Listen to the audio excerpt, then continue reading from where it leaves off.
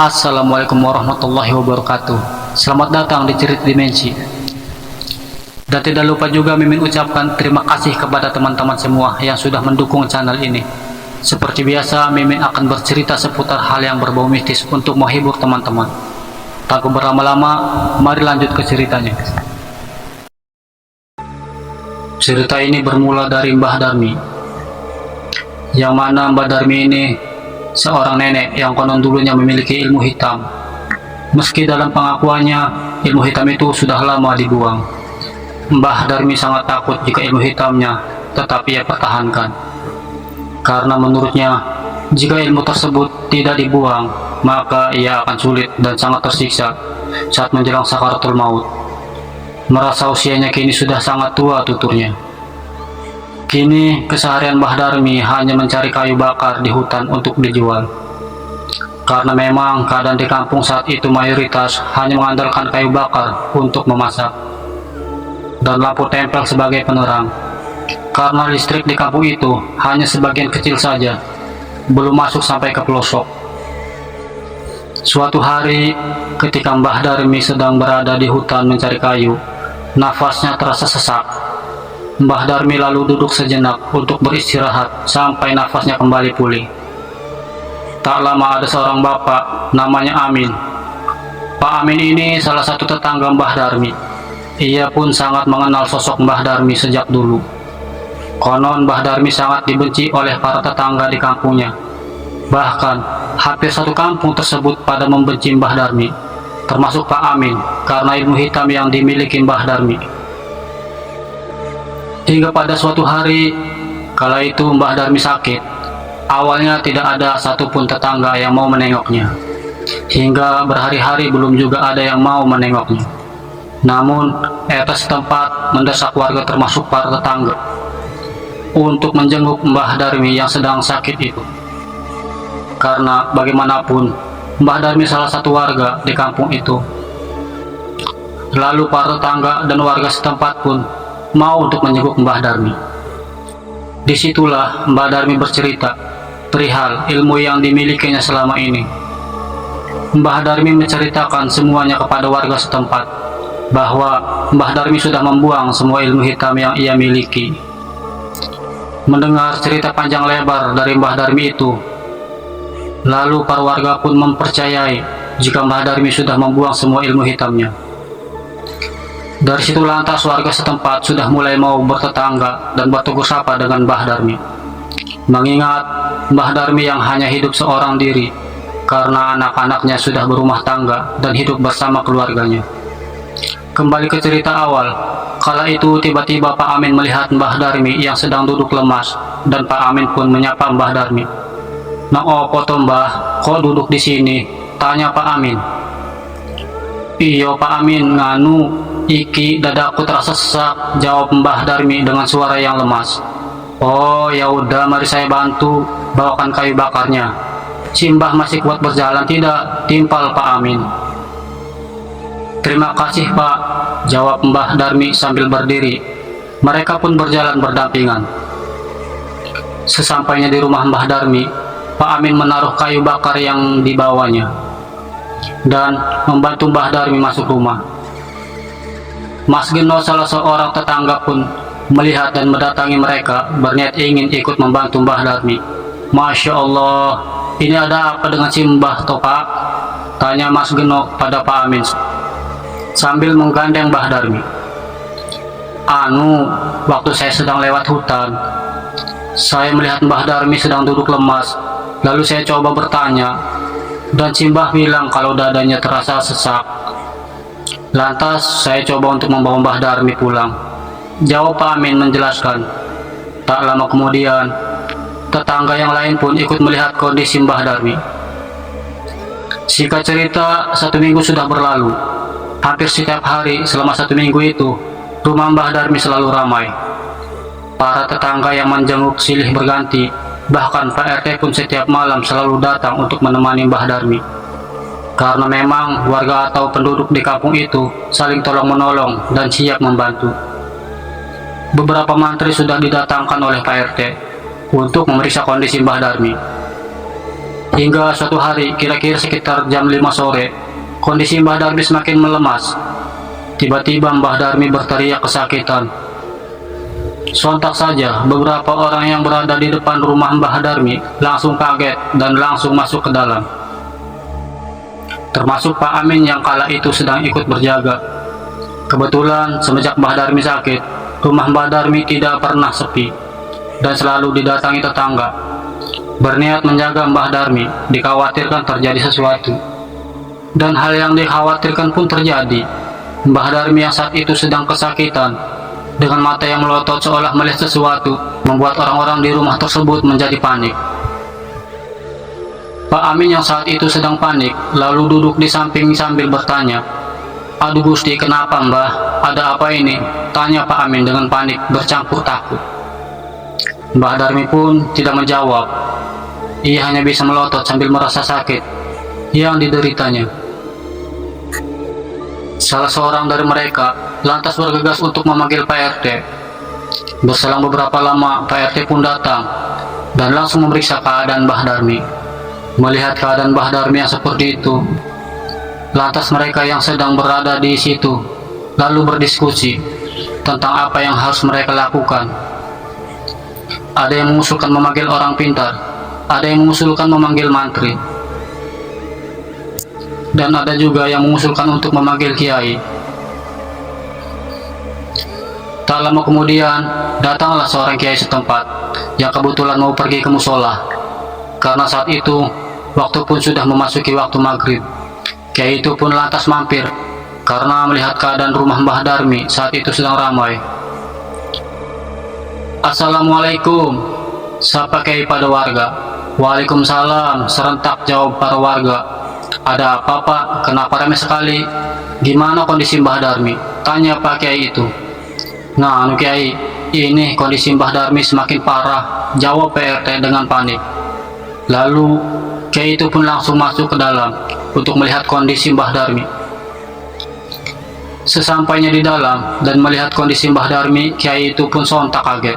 "Astagfirullah, Mbah, nyebut Mbah, eling, ingat Mbah, istighfar Mbah, nyebut Mbah, nyebut," kata Kiai itu sambil duduk dan mengusap kening Mbah Darmi. Namun Mbah Darmi tidak merespon. Ia hanya melotot dan terlihat kejang seperti orang sekarat. Tidak lama kemudian, Kiai itu pun pamit melanjutkan pergi ke musola untuk melaksanakan sholat maghrib. Karena saat itu sudah masuk waktu maghrib. "Ya udah Pak RT, saya pamit sebentar karena sudah azan maghrib. Nanti setelah selesai sholat, saya kembali lagi," ujar Kiai itu. "Baik Kiai, kalau bisa nanti Kiai langsung kemari saja," pinta Pak RT. "Iya insya Allah Pak," balas Kiai itu. Setelah Kiai itu pergi, lantas Pak RT menyuruh beberapa warga untuk memanggil mantri dan orang pintar, berharap bisa mengobati Mbah Darmi. "Kalau begitu Pak Amin, tolong panggilkan orang pintar ya, dan Mas Geno tolong jemput Pak Mantri ya. Biar saya dan warga yang lain berjaga di sini," kata Pak RT pintanya kepada Pak Amin dan Mas Geno. Dengan cepat mereka berdua pun bergegas melaksanakan tugasnya masing-masing. Di samping itu, Pak RT merasa kebingungan lantaran di sana tidak ada satupun keluarga atau anak-anak dari Mbah Darmi. Lebih parahnya lagi, tidak ada satupun warga yang tahu alamat dan kontak untuk menghubungi anak-anak Mbah Darmi itu. Singkat cerita, jelang beberapa lama, Mas Geno pun datang bersama mantri yang ia jemput. Tanpa berkata-kata, Pak RT pun langsung menyambut mantri itu dan meminta memeriksa kondisi Mbah Darmi. "Alhamdulillah, mari langsung masuk saja Pak," pinta Pak RT. Kemudian mantri itu pun masuk dan langsung memeriksa Mbah Darmi. Disusul Pak Amin pun sudah datang bersama orang pintar yang dibawanya. "Mari silahkan duduk Ki, tunggu sebentar karena di dalam ada Pak Mantri sedang memeriksa kondisi Mbah Darmi," ujar Pak RT sambil menyambut orang pintar tersebut. Tak lama mantri itu pun keluar bersamaan dengan datangnya Kiai tadi. "Bagaimana dengan kondisi Mbah Darmi Pak?" tanya Pak RT. "Begini Pak RT, sepertinya saya tidak bisa menangani penyakit Mbah Darmi karena saya tidak memiliki alat yang lengkap, dan saya minta maaf sebelumnya jika beliau dibawa ke rumah sakit pun pasti harus dioperasi, itu pun kecil kemungkinannya. Melihat kondisi beliau yang cukup parah, ucap mantri itu menjelaskan. Lantas Pak RT dan semua warga yang hadir pun semakin kebingungan mendengar penjelasan dari mantri tersebut. Karena jika Mbah Darmi dibawa ke rumah sakit, siapa yang akan membiayai pengobatannya? Lalu orang pintar itu dipinta masuk oleh Pak RT bersamaan dengan kiai yang baru saja datang itu. Sesampainya orang pintar itu di dalam, ia langsung duduk dan membaca mantra-mantra dan dicampur doa. Pak RT, kiai beserta warga yang lain pun ikut menyaksikan orang pintar yang sedang mengobati Mbah Darmi itu. Lumayan cukup lama orang pintar itu mengobati Mbah Darmi. Singkat cerita, beberapa jam berlalu dan orang pintar itu selesai mengerjakan tugas dan ia keluar. Di luar ia lalu menjelaskan kepada para warga yang hadir, termasuk Pak RT. "Maaf Pak, saya rasa saya pun tidak sanggup," ungkap orang pintar itu. "Emang kenapa Ki? Ada apa dengan Mbah Darmi sehingga Ki merasa tidak sanggup?" tanya Pak RT penasaran. Bukan hanya RT saja, semua warga yang hadir pun turut penasaran. Lantaran sudah 2 orang yang dipanggil tidak juga membuahkan hasil. "Begini Bapak-Bapak sekalian, saya merasa tidak sanggup lantaran ada makhluk yang menungganginya," jawab orang pintar tersebut. "Sepertinya makhluk tersebut adalah peliharaan Mbah Darmi selama ini. Mungkin ini salah satu perjanjian antara makhluk tersebut dengan Mbah Darmi. Dan mungkin juga ini sudah waktunya makhluk itu menagih janjinya. Tapi sekali lagi saya minta maaf, karena saya pun tidak tahu tentang Mbah Darmi ini," timpal orang pintar itu sambil menjelaskan. Penjelasan orang tersebut membuat para warga itu kebingungan. Apa sebenarnya yang terjadi dengan Mbah Darmi ini? Kenapa ada makhluk yang menungganginya? Jam terus berputar dan malam semakin larut. Waktu menunjukkan sudah pukul 1 malam. Dan beberapa dari warga itu pun sebagian memilih untuk pulang, termasuk ibu-ibu dan anak yang mereka bawa. Tapi kiai dan beberapa warga, termasuk RT, Pak Amin dan Mas Geno masih berada di tempat itu.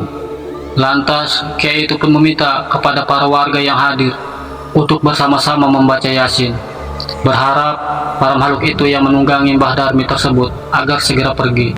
Lalu mereka bersama-sama memulai membaca Yasin yang dibimbing oleh kiai tersebut. Usut punya usut, ternyata Mbah Darmi ini tidak membuang semua ilmu hitam yang dimilikinya. Jika ia pernah bercerita kalau ia sudah membuang ilmu hitamnya, memang benar, tapi sayang tidak semuanya ia buang. Karena yang ia buang hanya sebagian kecilnya saja. Dan masih banyak ilmu hitam yang masih menempel di tubuhnya, termasuk jin dan para makhluk halus lainnya yang masih berada bersamanya.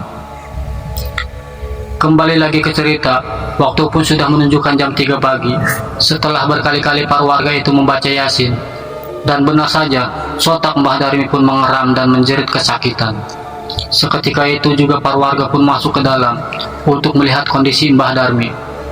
Dan ternyata, innalillahi, Mbah Darmi pun tewas. "Innalillahi wa inna ilaihi roji'un," ucap kiai itu sambil mengusap mata Mbah Darmi. Singkat cerita, pada keesokan harinya, pengeras suara pun berbunyi di kampung itu, menyiarkan kabar telah meninggalnya Mbah Darmi. Dan sebagian warga pun ada yang kaget, ada pula yang merasa ketakutan. Pasalnya, semasa hidup Mbah Darmi itu sangat mistis. Namun, para warga tersebut tetap datang untuk melayat dan mengurus jenazah Mbah Darmi hingga acara pemakaman. Setelah selesai semuanya, para warga yang tadi ikut mengiring jenazah pun mulai pulang ke rumahnya masing-masing. Tapi sayang, warga tidak bisa mengadakan acara tahlilan, mengingat di sana tidak ada satupun dari keluarganya yang datang. Karena memang tidak ada yang memberitahu, lantaran warga tersebut tidak tahu di mana keberadaan keluarga atau anak-anaknya. Hari pun berganti malam, suasana di kampung itu terasa sunyi. Suara jangkrik terdengar di keheningan malam, dan para petugas ronda pun memulai aktivitasnya untuk berkeliling. Beberapa pemuda dan pemudi masing-masing punya tugas. Ada yang berjaga di pos, dan ada juga yang bagiannya berkeliling. Mereka bergantian tugas. Malam semakin larut, jam sudah menunjukkan pukul 2. para petugas yang berkeliling di kampung itu terus menyusuri pelosok di kampung itu. Hingga ketika itu, para petugas ronda melewati rumah Mbah Darmi. Rumah itu terlihat sangat seram, padahal baru tadi siang Mbah Darmi dimakamkan. Dengan rasa takut, para petugas ronda itu melewati rumah Mbah Darmi. Tidak jauh dari situ, salah seorang petugas ronda mendengar ada lemparan batu. Din, kamu dengar tidak ada yang melempar batu? Tanya Ajit dengan rasa takut. Namun Udin pun tidak menjawab. Ah, kamu itu Jid, jangan ngaranglah, orang kita berdua tidak mendengar apa-apa kok, balas Sandi. Namun Udin masih terdiam, tidak menanggapi ucapan kedua temannya. Lalu dengan penasaran, Ajit pun meminta kedua temannya untuk memeriksa dari mana sumber suara itu. Lantas mereka pun memeriksanya. Dengan berbekal obor mereka lalu mencari tahu dari mana sumber bunyi barusan. Setelah sampai di sumber suara tersebut, sontak saja mereka kaget karena mendapati si Udin yang sedang tergeletak pingsan. Lah Jid, ini si Udin, ujar Andi dengan rasa terkejut. Terus, yang ini siapa? Balas Ajit dengan penuh rasa takut. Lalu mereka pun mencoba menoleh ke belakang secara bersamaan. Dan tiba-tiba, mereka melihat Mbah Darmi yang saat itu tengah berdiri di belakangnya dengan muka yang sangat menyeramkan. Seketika mereka berdua lari sambil berteriak minta tolong. Ternyata saat mereka bertiga keliling, tanpa mereka sadari si Udin berhenti untuk buang air kecil. Lalu tiba-tiba muncul dari atas pohon sosok hantu Mbah Darmi yang sangat menyeramkan tepat di depannya. Membuat si Udin merasa sangat kaget karena tidak kuat menahan kaget. Hingga seketika itu juga si Udin pingsan di tempat. Kembali ke si Andi dan Ajit. Mereka berdua terus berlari sambil berteriak-teriak. Namun tidak ada satupun warga yang mendengar teriakan mereka. Karena waktu pun sudah hampir subuh, para warga pun sedang terlelap dalam tidurnya. Sesampainya mereka di pos ronda, mereka memberitahu peristiwa yang baru saja mereka alami kepada teman-temannya. Mas, mendingan sekarang kita pulang saja mas, ajak Ajit sambil ketakutan. Iya mas, mendingan kita pulang saja. Saya dan Ajit baru saja melihat hantu Mbah Darmi di sana. Ayo mas, kita pulang saja, timpal Andi sambil bergegas lari. Tanpa pikir panjang, ketiga temannya pun ikut lari menyusul Andi dan Ajit untuk segera pulang. Keesokan harinya Udin pun sudah sadar dari pingsannya. Lalu Udin pun pulang dan menceritakan kejadian yang telah menimpahnya tadi malam kepada RT setempat. Konon kabarnya, sejak saat itu kampung tersebut menjadi seram. Semakin lama semakin banyak warga yang melihat sosok hantu Mbah Darmi. Karena hantu tersebut kerap kali mengganggu warga. Ingatlah bahwa kita sebagai umat muslim jangan sekali-kali menyekutukan Tuhan. Tidak ada satupun kekuatan makhluk yang bisa menandingi kekuasaan Allah. Demikianlah kilasan cerita yang bisa Mimin bagikan. Semoga cerita tersebut dapat menghibur teman-teman semua. Sampai jumpa lagi di cerita berikutnya. Terima kasih dan wassalam.